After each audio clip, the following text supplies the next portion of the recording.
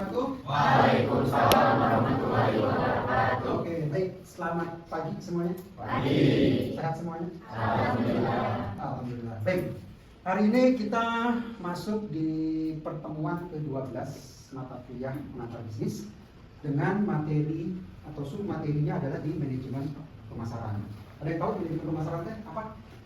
Kira-kira? Ya, Salsa? Rencana untuk memasarkan suatu produk dari perusahaan tersebut. Oke, yang lain ada lagi? Dik? Proses di mana perusahaan mencari target pasar di pasar itu sendiri. Jadi misalkan produk yang ingin dipasarkan itu sesuai atau tidak dengan target yang dipasarkan. Ya. Itu kurang lebih yang disebut dengan manajemen pemasaran. Jadi sebelum masuk ke manajemen pemasaran, ya kita akan coba lihat apa yang ingin dicapai dari materi hari ini. Ya, materi di manajemen pemasaran. Pertama, ada capaian pembelajaran kompetensi khusus. Ini CPMK yang biasa turunan dari capaian pembelajaran umum. Pertama adalah diharapkan mahasiswa mampu mengembangkan pengetahuan pemasaran. Ya, tadi sudah pada tahu semua ternyata ya. Kemudian pentingnya pemasaran, ruang lingkup pemasaran, evolusi konsep pemasaran dan strategi marketing. Ya, ini berkaitan dengan apa yang ingin dicapai di dalam proses pembelajaran di manajemen pemasaran, yaitu adalah dengan capaian pembelajaran kompetensi khusus. Ya, dengan metode seperti biasa ya, metode perkuliahan, dengan ceramah, kemudian diskusi, kemudian papan tulis, proyektor, nanti ada evaluasi di dalam proses pembelajaran.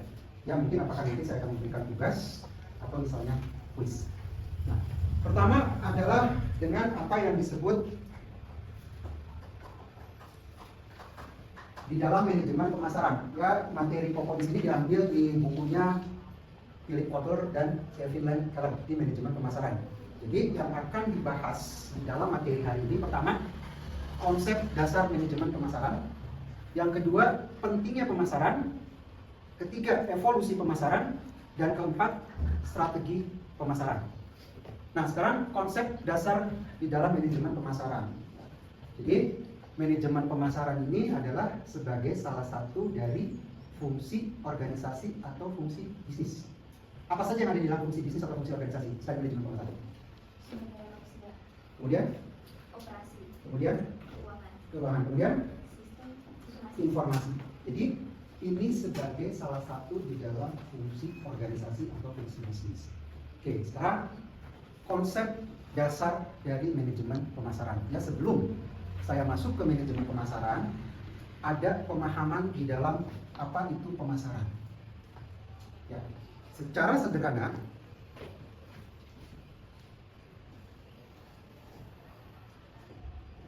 pemasaran adalah ini menurut Kotler, ya suatu proses sosial dan manajerial yang di dalamnya individu dan kelompok mendapatkan apa yang mereka butuhkan dan inginkan dengan menciptakan, menawarkan, dan mempertukarkan produk yang bernilai kepada pihak lain.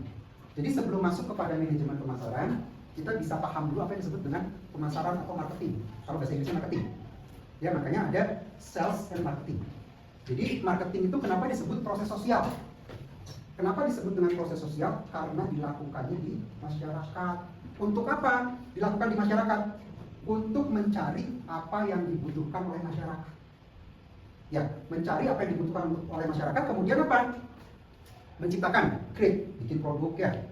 Ya kan, bikin produk, kemudian produk itu didistribusikan, ditawarkan, kemudian dipertukarkan, dijual.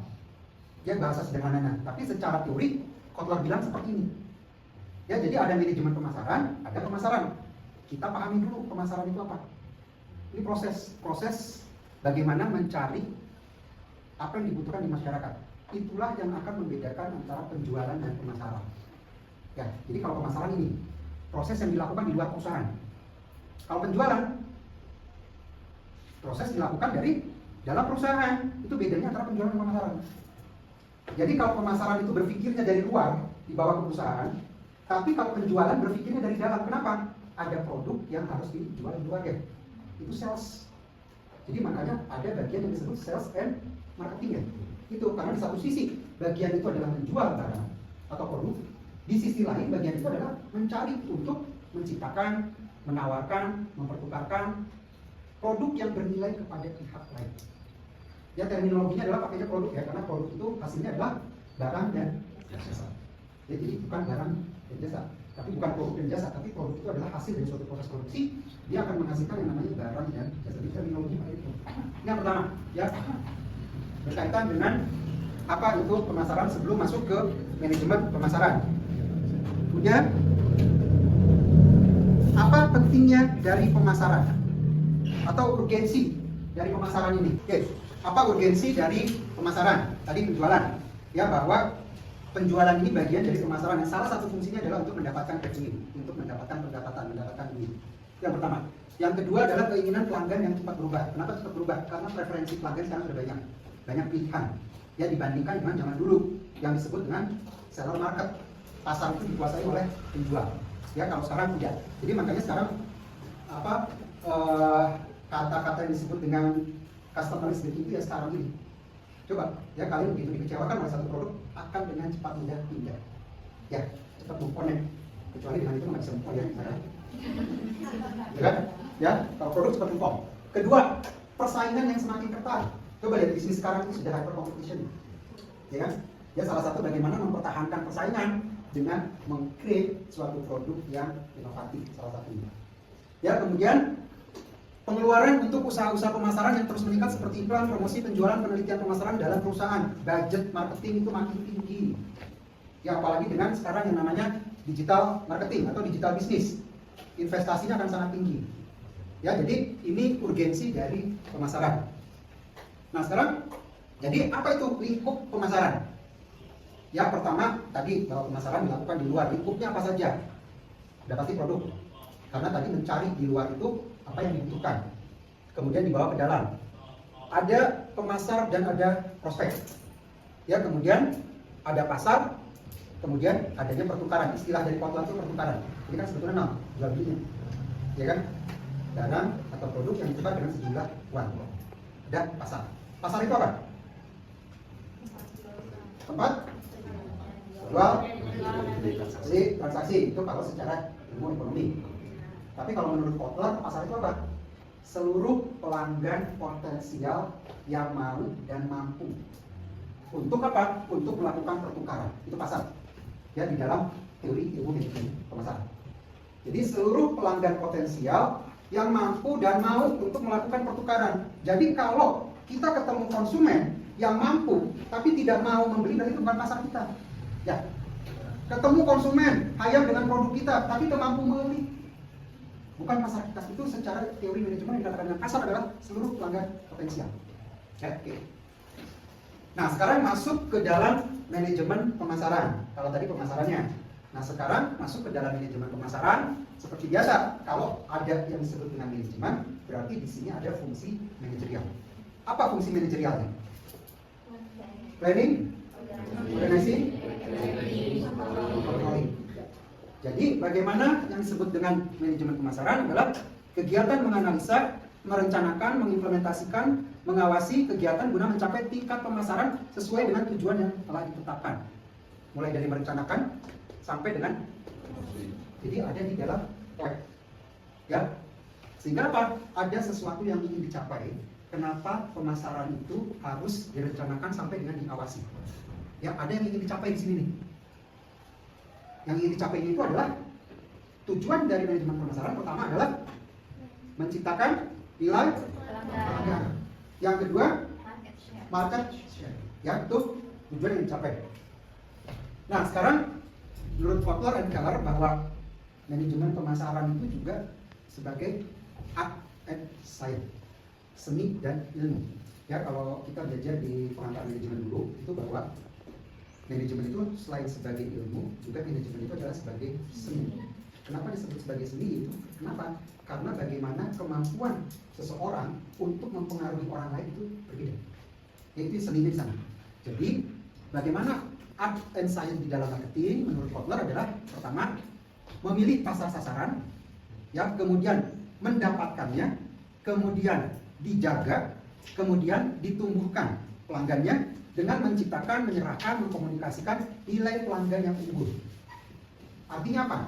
Tidak semua bisnis atau tidak semua orang mampu melakukan ini secara sama. Pasti akan berbeda. Misalnya, bagaimana tenaga sales itu mempengaruhi orang lain akan berbeda dengan tenaga sales yang lainnya.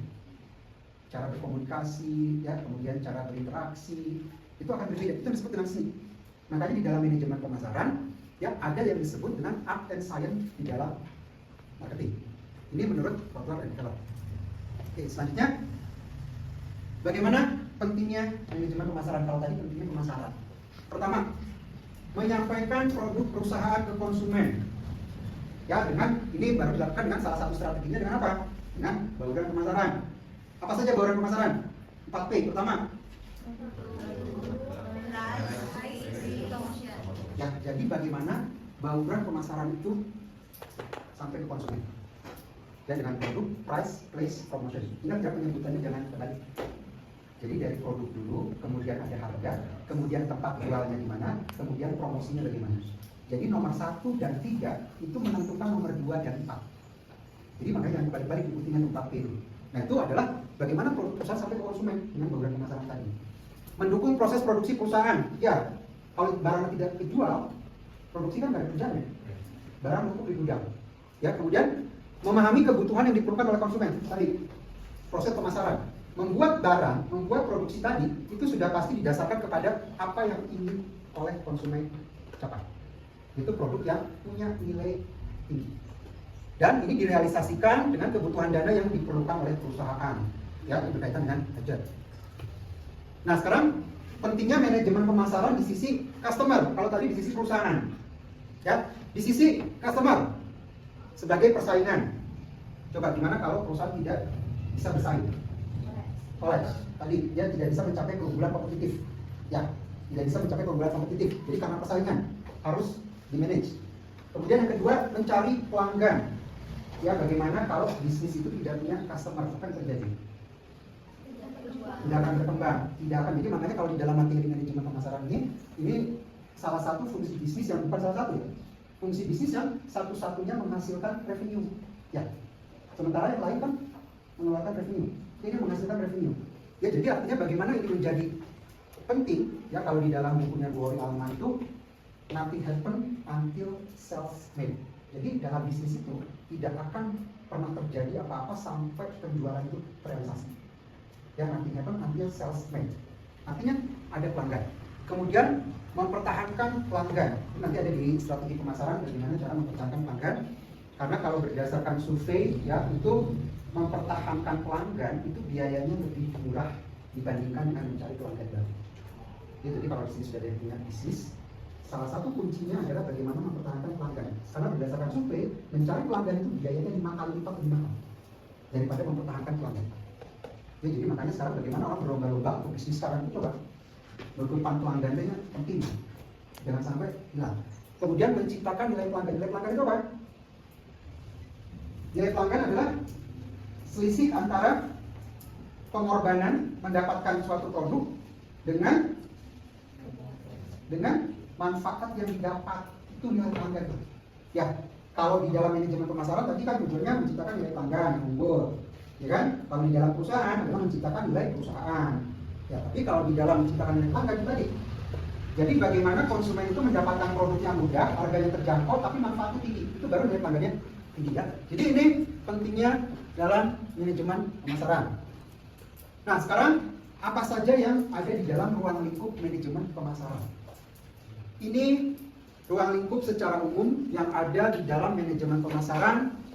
Pertama adalah tadi menciptakan produk, kemudian yang kedua lingkungan, yang ketiga membangun kepuasan pelanggan, informasi pasar, analisis pelanggan, analisis pesaing, pasar, pengembangan produk, PLC apa?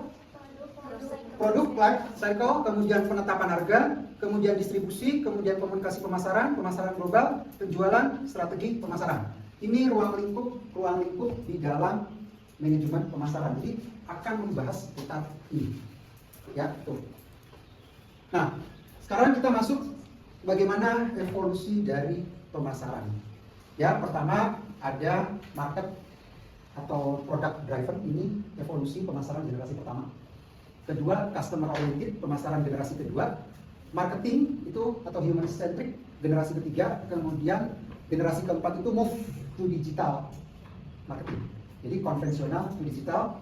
Kemudian yang kelima, marketing digital, inward, new customer, dan new teknologi.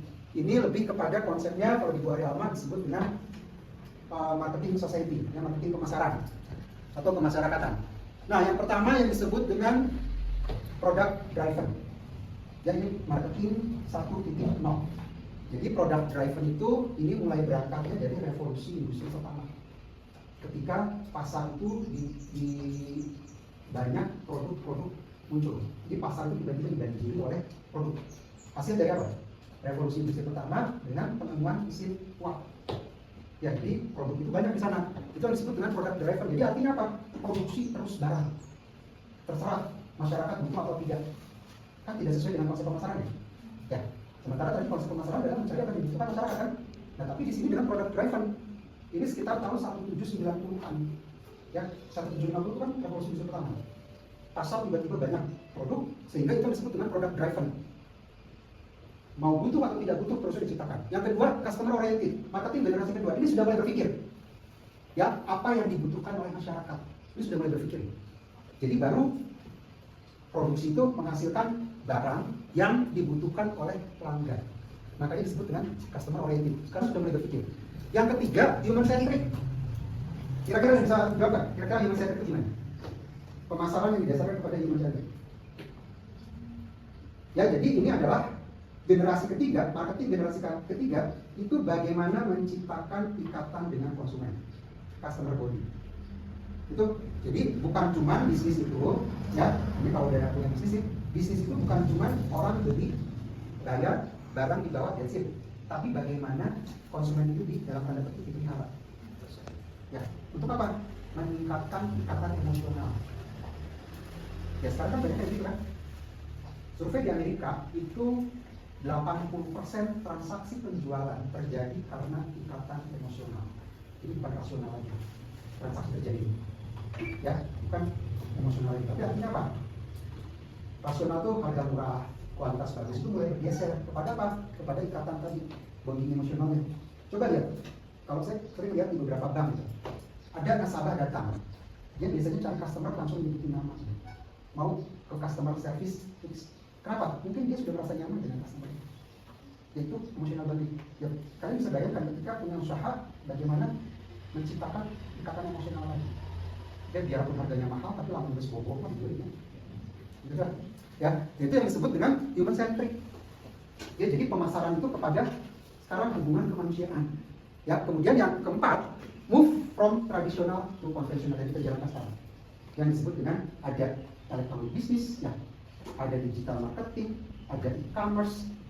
Ini bagaimana marketing di generasi keempat. Dan marketing generasi kelima itu adalah dengan marketing di dalam dunia digital. Ya, tapi kalau Hermawan Kerjaya itu disebutnya dengan omnichannel. Jadi bagaimana menggabungkan antara digital dengan konvensional. Ya, tuh. Nah, ini konsep-konsepnya yang menurut Bu Holyana, konsep produksi, produk, penjualan, pemasaran, dan sosial kemasyarakatan. Nah, sekarang bagaimana orientasi perusahaan ke arah sasaran? Pertama, di dalam konsep produksi, konsumen lebih menyukai produk yang tersedia secara luas dan murah. Jadi produk pasar yang tadi itu. Yang pasar itu banyak sekali produk-produk, sehingga apa? Konsumen akan menyukai produk yang tersedia. Yang kedua, bagaimana perusahaan itu masuk ke dalam pasar. Konsumen akan menyukai produk yang menawarkan ciri paling bermutu, berkinerja, dan inovatif. Di sini sudah mulai ada konsep pemasaran. Bagaimana menciptakan produk dengan kualitas yang baik. Kenapa? Karena konsumen menginginkan itu. Ya, konsumen menginginkan itu. Yang ketiga, konsep penjualan. Hanya membeli produk jika perusahaan melakukan usaha penjualan dan promosi yang agresif. Ya, jadi di sini ada proses bagaimana produk itu dari mulai menciptakan, deliver sampai dengan dipertukarkan. Dan terakhir adalah konsep pemasaran. Fokus pada kebutuhan atau keinginan dari target pasar dan menyerahkan nilai pelanggan lebih baik dibandingkan para pesaing. Jadi konsep dari pemasaran itu lebih dibandingkan dengan yang lain. Kenapa? Karena memberikan sesuatu yang bernilai kepada konsumen. Ya, kalau diberi sesuatu yang bernilai kan senang ya. Apalagi harga yang murahnya. Ibu-ibu gitu kan? Cheaper, better, and faster ya. Harga murah, ya kan? Cepat, kualitasnya baik, ya. Layanannya gancang ya. Bagaimana gitu kan? Ibu, gitu kan? Ya, cheaper, better, dan faster.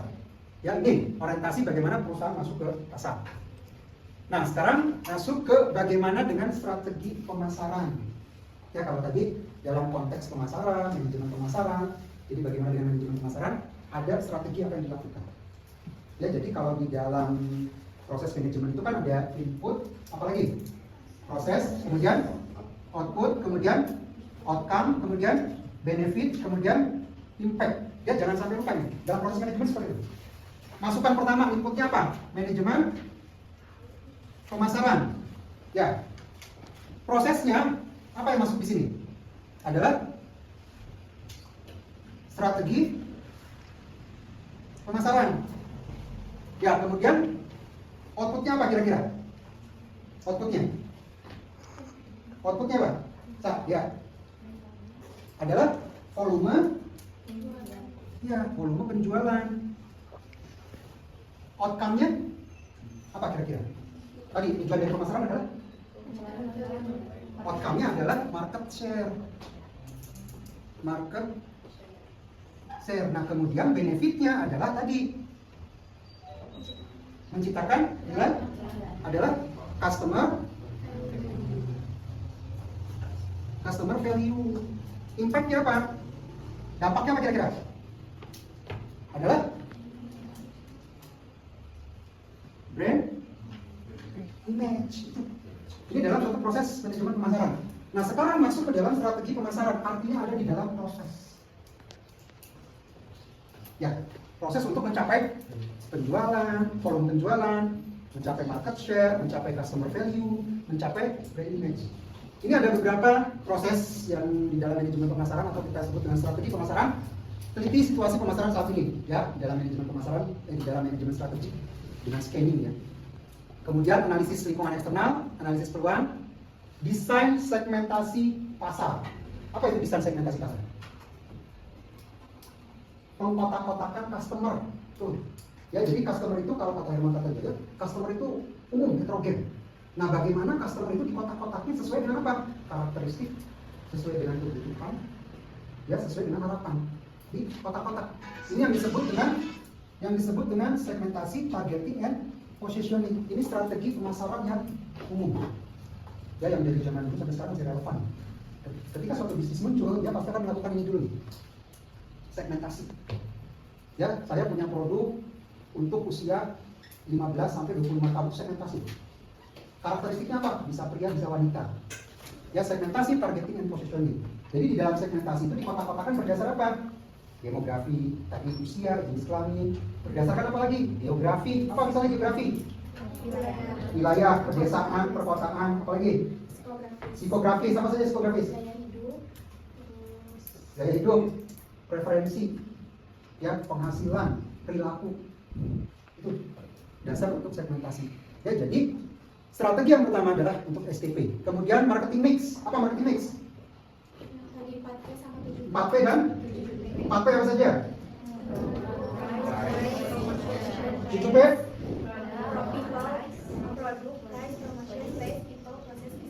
Ya, jadi apa bedanya 4P dan 7P?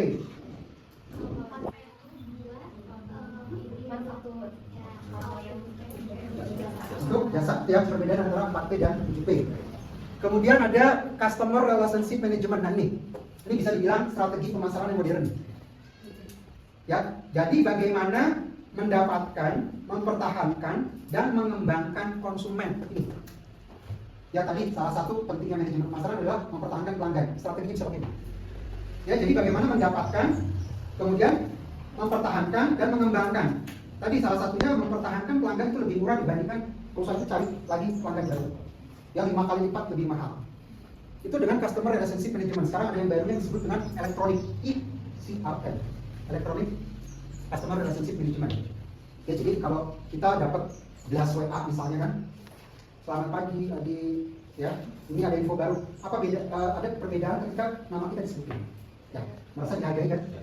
Itu bukan seperti gelas yang umum. Ada produk berapa, tapi kalau disebutin nama kita tuh, selamat pagi Mr. Linda, pakai Mr. gitu. Ya, kan ada pride itu naiknya, kebanggaan itu ada, gitu kan? Dihargai, itu salah satu CRM. Ya makanya sekarang ada elektronik CRM, itu banyak softwarenya tuh. Jadi bagaimana ngeblas itu bisa mau chatting, email gitu kan, SMS, di blast itu ada nama kita muncul. Kan kayak gimana mana data orangnya, gitu kan? Data bocor kan, benar? Ya, kemudian ada customer value. Tadi customer value adalah nilai pelanggan. Strateginya adalah dengan memberikan nilai pelanggan yang unggul. Artinya apa? Memberikan produk yang berbeda dengan pesaing. Ya, cara mendapatkannya, harganya, kualitasnya itu dibandingkan dengan pesaing unggul. Kemudian yang terakhir, ini termasuk strategi modern juga nih. Customer dependency. Kira-kira apa itu customer dependency? Membuat pelanggan itu bergantung kepada perusahaan. Customer dependency. Contoh misalnya, kalau kita lihat sekarang banyak nih minimarket, tinggal pada sebutnya apa ya, Alfamart, Indomaret, itu selalu ada di lingkungan perumahan. Ya, strateginya ini. Jadi strategi yang didasarkan kepada apa? Jarak. Coba lihat, setiap perumahan itu di area komersial di depan itu pasti ada tuh 2 makhluk kata. Alfamart, Indomaret ya. Ya kenapa? Karena dia menerapkan ini customer dependency. Jadi customer tuh nggak perlu jauh-jauh cari produk. Tuh, ya ini yang disebut dengan bagaimana strategi di dalam pemasaran, dalam proses manajemen pemasaran. Ya, oke, itu bahasan di pengantar bisnis pertemuan ke-12. Salah satu fungsi dari bisnisnya adalah manajemen pemasaran. Nah, ada yang mau bertanya? Silakan. Pak. Perbedaan output sama outcome itu apa? Ini ya, di dalam proses ini ya. Apa perbedaan output dan outcome? Output itu adalah hasil dari suatu proses produksi output. Ya, output sehingga di sini makanya volume penjualan. Ketika suatu proses produksi berjalan, outputnya adalah berapa produk yang harus dijual. Outcome itu adalah secara sederhananya kebermanfaatan. Jadi produk itu adalah berdaya guna atau tidak, itu outcome. Ketika produknya mencapai volume penjualan yang ditentukan, tapi tidak memberikan manfaat sosial, artinya outcome-nya nggak dapat. Ya atau gini, bentar lagi kalian lulus sidang skripsi, wisuda selesai. Wisuda itu di sini, di output. Outcome-nya, apakah ilmu yang kemarin kalian belajar selama kurang lebih 4 tahun di sini ada manfaatnya tidak? Indikatornya apa? Beraktivitas atau berkreasi, mau jadi karyawan ya, mau jadi pengusaha, mau jadi profesional, mau jadi pegawai negeri. Artinya apa? Itu outcome. Dari outcome ada benefit. Apa benefitnya? Kalian sudah kerja, benefit sendirinya, ya kan? Sombong bukan kecurangan gitu kan? Impactnya apa? Tidak lagi menyusahkan orang tua misalnya kan? Nah ini dalam suatu proses manajemen. Oke, lagi yang bertanya kan?